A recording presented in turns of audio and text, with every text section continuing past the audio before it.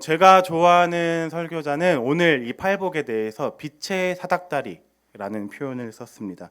그러니까 이 팔복은 점진적으로 상승하다가 더 높은 성품으로 나아간다라는 거죠. 그리고 사다리가 다 연결되어 있지 않습니까? 다리가 그렇게 연결되어 있는 것처럼 따로 떼어내서 말씀을 볼 수 없고 다 연결되어 있는 그런 말씀이라는 것입니다. 그런 의미에서 오늘 본문은 지금까지는 뭔가 수동적인, 그러니까 마음이 심령이 가라나고 애통하고 온유하고까지 갔다가 오늘은 어떤 말씀입니까? 뭔가 내 안에서 능동적으로 터져 나오는 거죠. 긍휼히 여기는 자. 마치 빵 한 조각도 구하지 못해서 굶어가지고 방황하면서 자기 먹을 것도 없던 자, 그 사람이 어느 날 보니까 얼굴에 생기가 돋아 있는 것입니다. 혈색이 돌아오고 굉장히 튼튼해 보이는 거죠. 그런데 자기만 배부를 뿐만 아니라 남까지 도와주는 지경까지 가 있는 거죠. 그런 사람을 보면서 당신이 어떻게 당신을 그렇게 부유케 한 사람이 누구입니까? 라고 말했을 때 그 사람이 이렇게 말하는 거죠. 그것은 하나님의 은혜입니다. 그렇기 때문에 오늘 이 팔복의 5번째 복인 긍휼히 여기는 자를 우리가 같이 한번 살펴보기를 원합니다. 오늘 이 팔복의 5번째 복은 이 그리스도의 은혜를 받은 자, 그러니까 그리스도의 은혜를 받은 자들의 표징이 되는 그런 말씀입니다. 그리스도의 은혜가 실제한다라는 것을 표현할 수 있다라는 거죠. 하나님의 살아계심을 나타내는 등불의 역할을 하는 것이 긍휼히 여기는 자라는 것입니다. 그리고 우리가 잊지 말아야 할 대전제가 있는데, 우리가 하나님의 긍휼하심을 받기 위해서는 우리도 남을 긍휼히 여겨야 한다라는 것이 아니라, 우리가 긍휼히 하나님의 긍휼하심을 받았기 때문에 받은 자들은 반드시 하나님의 긍휼하심을 다른 사람에게 흘러보낸다라는 것이 우리의 대전제입니다. 그렇기 때문에 이것으로 우리가 공로적인 것이나 우리가 남들을 긍휼히 여길 때에 우리 마음이 우쭐하거나 하는 마음이 있을 수 없다라는 거죠. 우리가 이 대전제를 가지고 이 하나님께서 긍휼하심을 여기게 하는 자와 이 긍휼함을 받은 자, 그러니까 내가 남을 긍휼하게 여기는 그 본인과 긍휼함을 받은 자, 이 두 사람 모두가 하나님의 긍휼하심을 찬양하며 하나님을 높이는 그런 그 마무리가 되어야 하는 것이 오늘의 이 대전제입니다. 오늘 보면 5번째 복까지 온 자들은 4가지 복을 누린 자들이죠. 그리고 계속해서 8가지 복들을 누려갈 것입니다.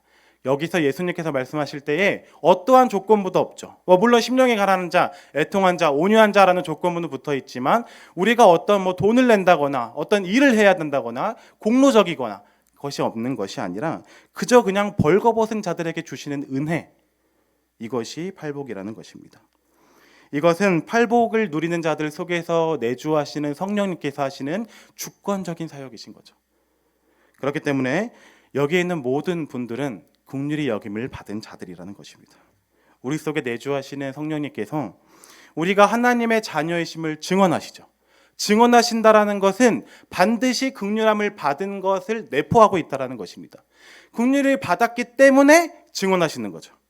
그렇기 때문에 우리가 오늘 이 말씀을 통해서 이 성탄을 통해서 우리가 어떠한 긍휼함을 받았는가를 살펴보고 또 하나님 속에 계신 긍휼하심을 우리 한번 살펴보면서 이 2가지 축을 가지고 우리가 어떤 대상들을 긍휼히 여겨야 하는가를 우리가 나누면서 말씀을 마치려고 합니다. 우리가 이번 주에 살펴본 이사야 말씀이 하나님께서 우리를 긍휼히 여기시는 그분이 우리 마음의 눈으로 나타나신, 그러니까 우리가 그동안은 하나님께서 우리를 긍휼히 여기시죠 라고 말은 하지만 그것이 우리의 눈으로 나타난 일이라는 거죠. 우리 같이 한번 읽도록 하겠습니다. 시작. 그러므로 주께서 친히 징조를 너희에게 주실 것이라. 보라, 처녀가 잉태하여 아들을 낳을 것이요 그의 이름을 임마누엘이라 하리라. 많은 사람들이 우리한테 와서 하나님께서 당신을 사랑하십니까? 하나님께서 당신을 긍휼히 여기십니까? 라고 만약에 묻는다면 우리가 여러 가지 말을 할 수 있겠죠. 우리의 삶을 돌아봤을 때 내가 내 상황 가운데 이렇게 힘든 세월이 있었는데 하나님께서 나를 이렇게 돌보셨습니다. 하나님은 긍휼하신 분입니다. 또 나는 이렇게 무너질 뻔했는데 이렇게 건져내셨습니다. 또 나는 하나님 앞에 완전히 등졌는데 하나님은 그럼에도 불구하고 나를 사랑하십니다 라면서 하나님의 긍휼하심을 나타낼 수는 있겠지만, 사실 오늘 이 말씀을 통해서 하나님의 긍휼하심을 확실하게 증언할 수 있다는 거죠.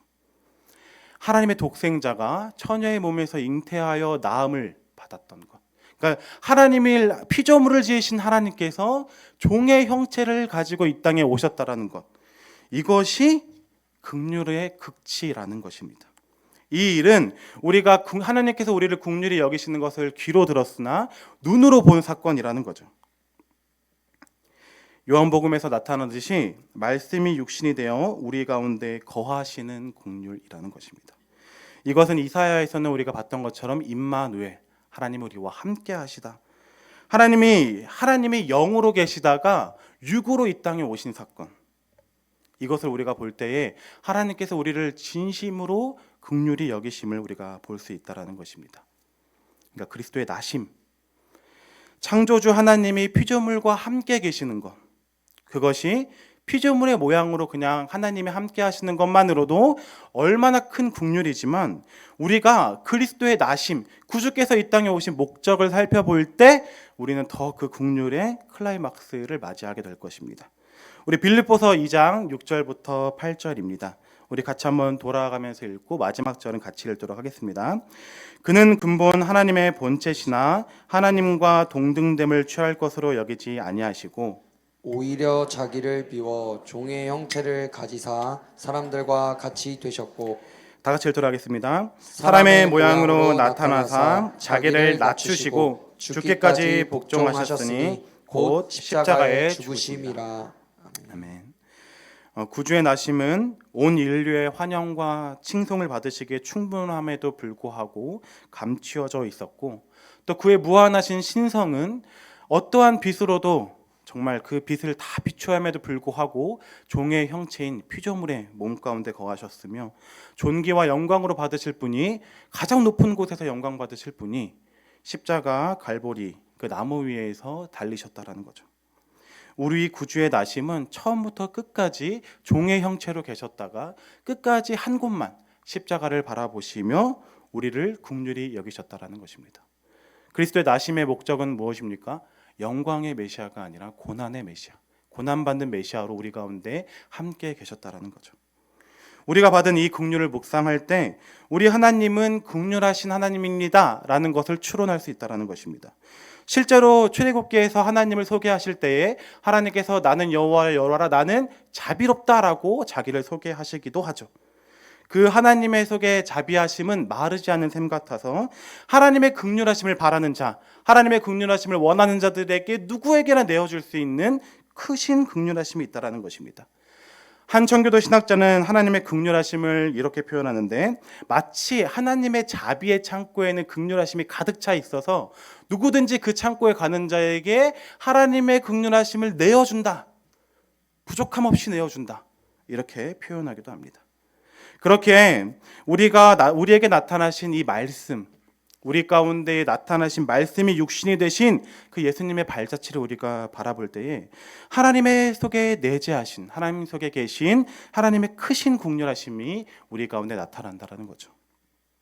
우리가 그 하나님께서 우리 가운데 긍휼하시는 그 말씀을 예수님께서는 어떻게 말씀하고 계시는지 우리 마태복음 9장 11절부터 13절입니다. 같이 번갈아 갖고 마지막 같이 읽도록 하겠습니다. 바리새인들이 보고 그의 제자들에게 이르되 어찌하여 너희 선생은 세리와 죄인들과 함께 잡수시느냐? 예수께서 들으시고 이르시되 건강한 자에게는 의사가 쓸데없고 병든 자에게라야 쓸데있느니라. 너희는 가서 내가 긍휼을 원하고 제사를 원하지 아니오라 하신 뜻이 무엇인지 배우라. 나는 의인을 부르러 온 것이 아니요 죄인을 부르러 왔노라 하시니라. 우리가 예수님의 이 발자취를 쫓아갈 때에 예수님은 죄인들을 가장 긍휼히 여기시는 분이십니다. 가장 우선시하는 것, 영순위가 누구냐면 바로 죄인들이라는 거죠. 그와는 반대로 하나님 앞에 의롭다고 하나 그 안에 하나님의 긍휼하심이 마른 자들의 태도는 어떻습니까? 심령이 가난해서 그렇게 헤매던 자들, 그런 자들을 예수님을 만나고 계시고, 애통함으로 지친 자들을 예수님께서 한 명 한 명 만나면서 위로하고 계심에도 불구하고 이렇게 얘기합니다. 예수님, 당신의 사역은 틀렸습니다. 당신은 지금 그 자리에서 일어나서 심령이 부하고 애통한 게 언제인지도 모르는 우리 같은 자들과 함께 식사하셔야 합니다. 죄인들과 함께 식사하시는 것은 옳지 않습니다라고 말하고 있다라는 거죠. 오늘 그런 자들에게 예수님께서 말씀하시는 것이 무엇입니까? 나는 제사를 원하지 아니하고 긍휼을 원한다. 이뿐만 아니라 우리가 이 6장을 9장을 지나서 12장에도 밀밭 사이를 지나가는 그 제자들에게 이삭을 잘라먹는 사건을 얘기하면서도 똑같은 메커니즘이죠. 또한 마가복음 3장에서 손 마른 자를 고칠 때도 같은 이치입니다. 이를 볼 때 오늘 예수님은 하나님의 긍휼하심의 창고를 누구한테 열고 계십니까? 심령이 가난하고 애통한 자, 그들에게 거침없이 여시고 계신 것입니다. 그분의 창고를 여시는 것을 그 심령이 가난하고 애통한 자들에게 열기를 주저하지 않으시죠. 행여나 의에 줄이고 목마른 자들이 예수님 앞에 나와서 너희는 오면 안 되지, 너희 정도는 아니지, 내가 말하는 건 요 정도야 라고 하면서 혹시나 거절당할까 봐 예수님께서 아예 안도시키시면서 말씀하시는 거죠. 나는 배부른 자가 아니라 의에 줄인 자들, 병든 자들을 위해서 이 땅에 태어났다 라고 선포하시는 것을 볼 수 있다는 것입니다. 하나님의 긍휼하심의 창고에 접근할 수 있는 사람은 오직 심령이 가난하고 애통하고 의에 줄인 자들, 그런 자들만 접근할 수 있는 것입니다. 그리고 거기서 그들은 하나님의 자비하심의 창고 앞에서 하나님의 그 자비하심의 긍휼을 누리고 있다는 거죠. 그렇습니다. 우리가 이 두 뼈대 위에 하나님께서 이 땅에 오신 이 사건과 하나님의 속에 있으신 이 크신 긍휼, 이 두 가지를 붙잡고 우리는 다른 이들을 긍휼히 여겨야 된다는 것입니다. 이 작용과 반작용이라는 말이 있지 않습니까? 제가 컵을 밀면 컵이 밀려야 되는 거죠. 나무가 있으면 바람이 나뭇잎을 밀면은 밀려야 되는 거죠. 안 밀리면 이상하다는 것입니다. 그런데 제가 컵을 밀었을 때 밀리는 것을 보면서 전도사님 진짜 대단하십니다. 정말 어떻게 그걸 밀 수 있습니까? 라고 할 것이 없이 그냥 밀면 밀리는 거예요. 그렇게 하나님의 긍휼하심의 작용, 하나님의 긍휼하심의 작용이 우리의 삶을 관통시키면 우리는 하나님의 반작용으로 밀려서 우리도 다른 이들을 같이 긍휼히 여겨야 된다는 것입니다. 우리가 구해야 할 것은 우리를 긍휼히 여기시는 하나님의 그 깊은 크신 긍휼하심을 우리가 받아서 그 작용이 우리 가운데 삶에 일어날 때에 우리도 다른 사람에게 반작용으로 우리 하나님의 긍휼하심이 나아간다는 거죠. 그렇다면 우리는 어디로 밀려야 합니까? 그리스도의 긍휼하심은 우리를 어디로 밀고 계십니까? 우리가 기뻐하지 않는 곳으로 밀고 계십니다. 하나님의 긍휼하심은 어디로 우리를 미시냐면 죄인들에게 밀고 계십니다. 그들은 팔복을 만나기 전에 우리의 모습이었던 거죠. 우리와 같은 모습을 하고 있지만 우리가 너무 많은 시간을 지나서 잃어버린, 그래서 우리가 그들을 볼 때에는 어떨 때는 역겹다고 말하기도 하고 어떨 때는 정말 어떻게 저렇게 살 수 있냐라고 하면서 가슴을 치면서 애통해하기도 하고 어떻게 저렇게 신앙생활을 하냐라고 말할 만큼, 그러나 사실 그것이 우리의 모습이라는 것입니다. 그곳에서 그들을 우리가 긍휼히 여기시도록 하나님께서 우리를 밀고 계신다는 거죠. 하나님의 무한하신 긍휼하심을 나타내도록 말입니다. 마치 우리가 심령이 가난하고 애통했던 그 시간, 그때의 우리의 모습처럼 그때 우리를 어떻게 예수님께서 인도하셨습니까? 같이 끌어안아 주시고 위로하시고 우리를 함께 하신, 그래서 우리한테 예수님께서 우리에게 말씀하시는 바는 너희도 이와 같이 위로하라 라고 말씀하라는 거죠. 그러니까 하나님께서 예수님께서 우리에게 하신 그 역할을 우리에게 부탁하신다라는 거죠. 이사야 40장 1절은 이렇게 우리에게 부탁하십니다. 우리 같이 한번 읽도록 하겠습니다. 너희의 하나님이 이르시되 너희는 위로하라, 내 백성을 위로하라. 그들에게 이렇게 말하는 것입니다. 세상의 죄인으로, 세상의 죄 가운데에서 종노릇하다는 그 노역을 그만하고 하나님 앞에 나오라. 그것을 전해줄 그 역할을 우리에게 부탁하신다라는 거죠. 또한 그리스도께서 그 무한하신 긍휼하심을 우리를 어디로 밀고 계십니까? 어디로 반작용시키고 계십니까? 우리의 마음이 무너지는 곳으로 우리를 밀고 계신다라는 거죠. 세상에 소외받고 환영받지 못하는 자들에게 우리를 미시죠. 멀쩡한 육체를 가지고는 있지만 마음이 너무나도 부패하고 힘든 사람들이어서 어떤 사람들은 너무 많은 사람들이 피하는, 그렇게 환영받지 못하는 사람들, 입에 마치 가시가 있는 것처럼 말 한마디 한마디가 사람들을 찌르는 그들에게 하나님의 무한하신 긍휼하심이 우리를 밀고 계시는 거죠. 우리를 통하여 그들을 위로하고 그들에게 공감하고 그리스도께로 인도하도록 말입니다. 그래서 그들에게 하나님의 무한하신 긍휼하심은 받아주지 못할 사람이 없다. 그것을 알도록 우리를 밀고 계신다라는 거죠.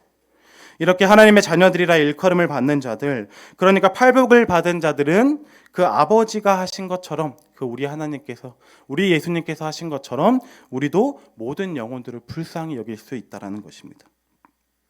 그러므로 성도 여러분, 우리가 그리스도의 긍휼하심으로 우리 모든 영혼들을 끌어안으시기를 부탁드립니다.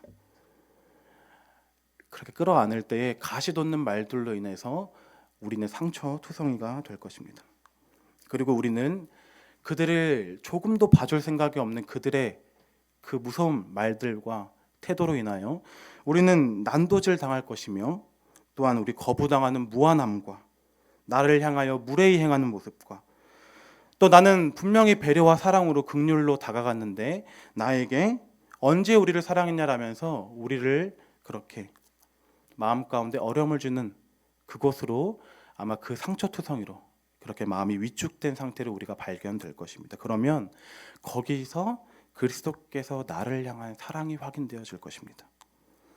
내가 주님의 긍휼하심을 받기 전에 내 모습이 그 모습이었고, 또 내가 주로 그리스도를 주로 고백했음에도 불구하고 끝까지 주님을 부인하고 은근히 무시하고, 또 내 마음 가운데 창세전에 하나님께서 나를 사랑하셨다고 말씀하셨음에도 불구하고 내 마음 가운데 내가 조금 상황이 어려우면, 내 마음 가운데 조금만 어려움이 생기면 주님 나를 언제 사랑하셨습니까? 라고 말하는 주님의 사랑을 의심하는 나를 발견하게 된다는 거죠.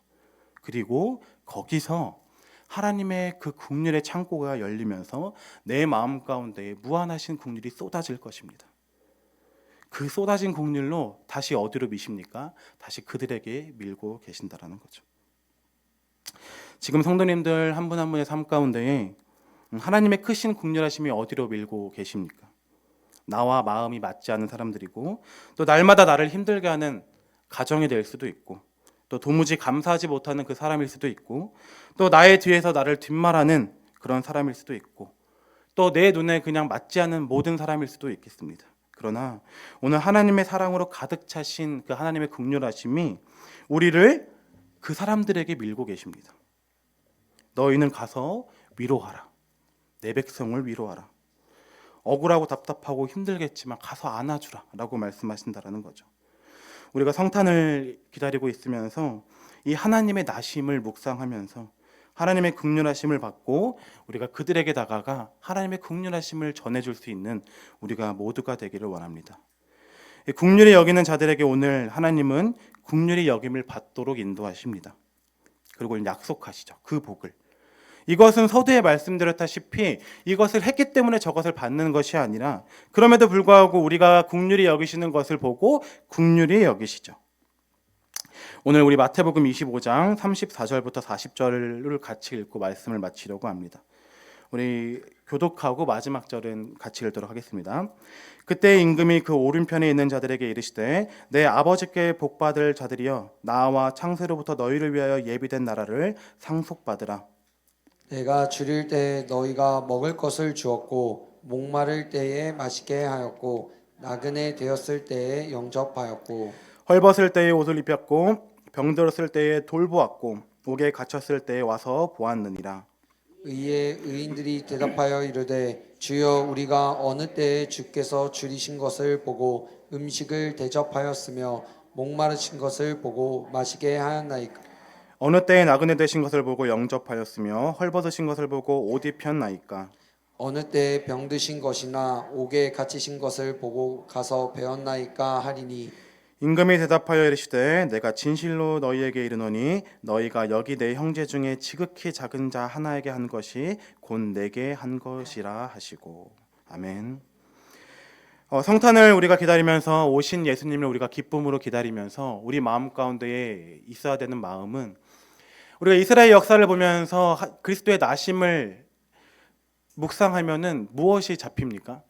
절대 그리스도의 나심은 날 수 없는데 정도의 그만큼 이스라엘 역사 가운데에 도무지 해결할 수 없을 것 같은 그런 상황을 넘어서 이사야의 말씀처럼 여호와의 열심히 그리스도의 나심을 탄생시키시며 약속을 성취하시죠.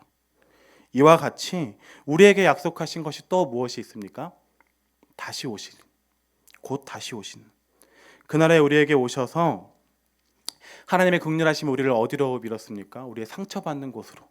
우리가 그곳에서 상처받았던 모든 것을 그리스도께서 다시 오시는 날 안아주시고 위로하실 줄을 믿습니다. 그래서 우리를 안아주시면서 나의 복을 받은 자야 창세로부터 너희를 위하여 예비된 나라를 상속받으라 라며 우리를 위로하실 줄을 믿습니다. 우리가 그날을 기다리면서 우리의 기쁨이 충만할 줄 믿습니다. 비록 우리가 이 땅에서 살면서 우리가 하나님의 긍휼하심을 실천하고 하나님의 긍휼하심을 살아내면서 그 위로를 다 누리지 못할 줄 믿습니다. 아마 다 누리지 못하고 억울하고 답답하겠지만 그러나 우리는 여기에 본향을 둔 자들이 아니라 하늘에 본향을 둔 자들, 거기서 우리는 하나님께서 우리가 받아야 할 위로보다 갑절 아니 수십절의 갑절의 우리의 위로를 우리에게 주실 줄 믿습니다. 그렇기 때문에 우리가 서로를 긍휼히 여기는 일을 멈추지 않기를 바랍니다. 거기서 우리가 마음 가운데에 무너질지라도 포기하고 싶을지라도 차라리 하나님의 자비의 긍휼하심의 창고 앞에서 내가 무너져 있어서 하나님께서 내어주실 때에 하나님의 긍휼하심을 받고 다시 그들에게 하나님의 긍휼을 선포하는 그런 우리가 되기를 원합니다. 그 한 사람을 통하여 우리 이 곁에 있는 교회 공동체 가운데에 긍휼의 바람이 불러일으킬 줄 믿습니다. 우리가 오신 주님을 기뻐하고 긍휼의 따뜻함이 가득한 우리 23년도 12월이 되기를 기도합니다. 우리 같이